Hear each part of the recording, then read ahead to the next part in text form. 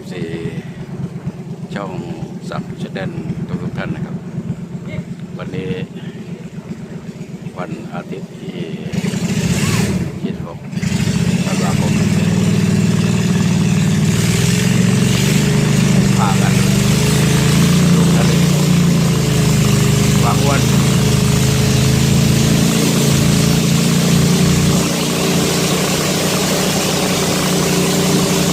ออกจากในกรอง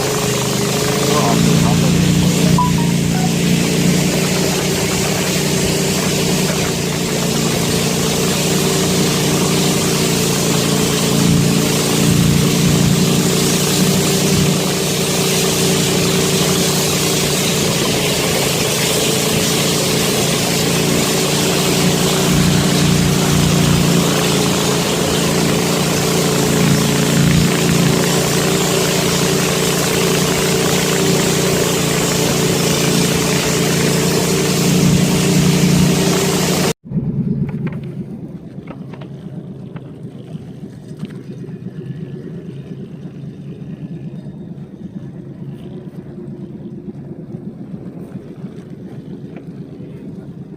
เรืออยู่หลายคันเวลาเล่นเรือรัดนี้นะครับคนเรืออยู่ท้าย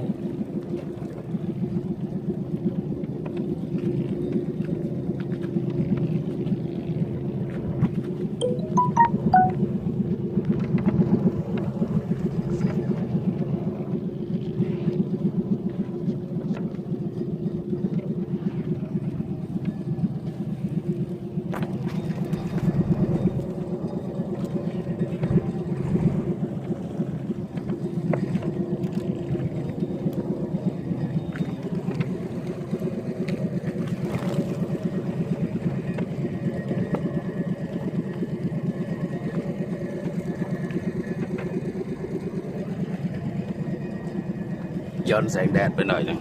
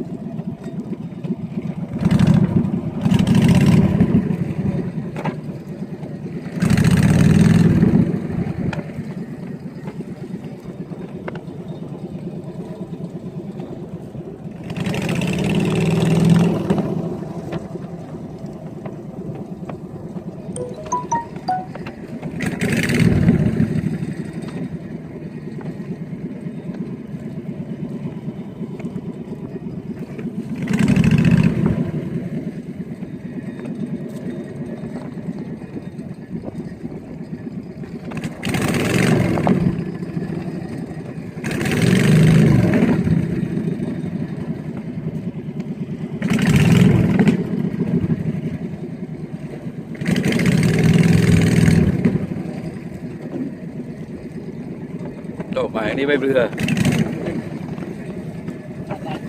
เรือ ยืนหน้าใส่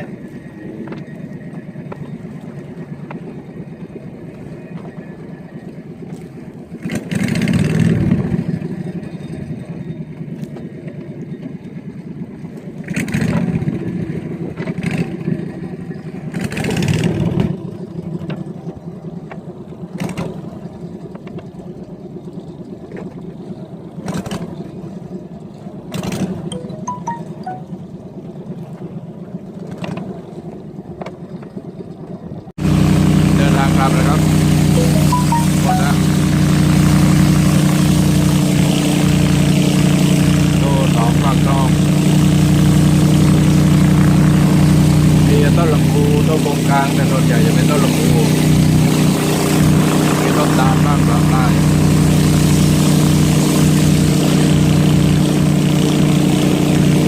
นี่คือ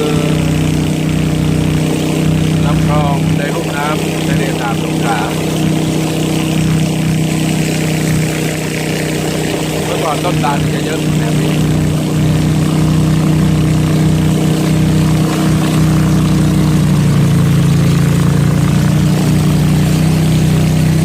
คดเคี้ยวนะดูให้รอบๆ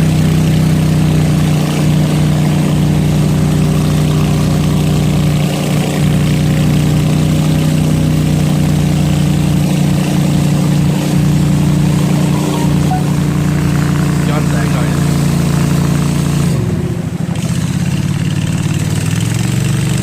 จะมีต้นตาล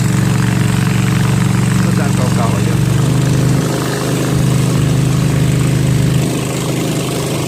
สายเลี้ยวลอง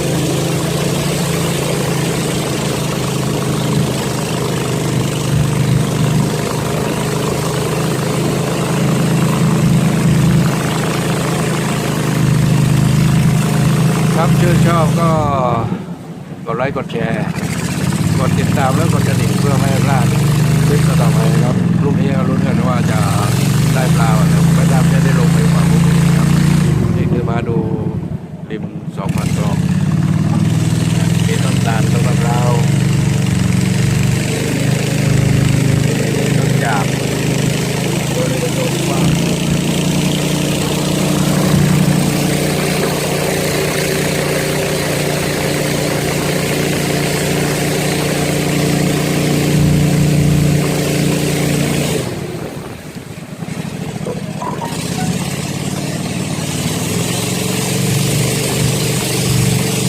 เข้ามาลึกจากทะเลครับในคลองนี่จะเห็นได้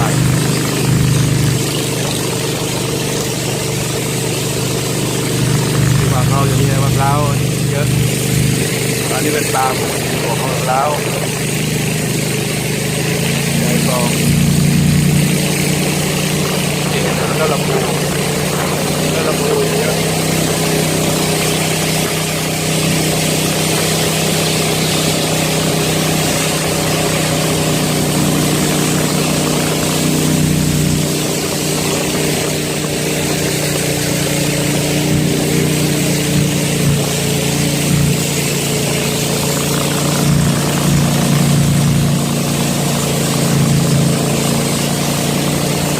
ครับสำหรับคลิปนี้ก็ขอ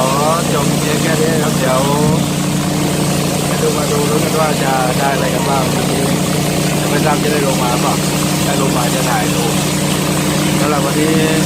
ก็ขอจบเพียงแค่นี้ครับสวัสดีครับ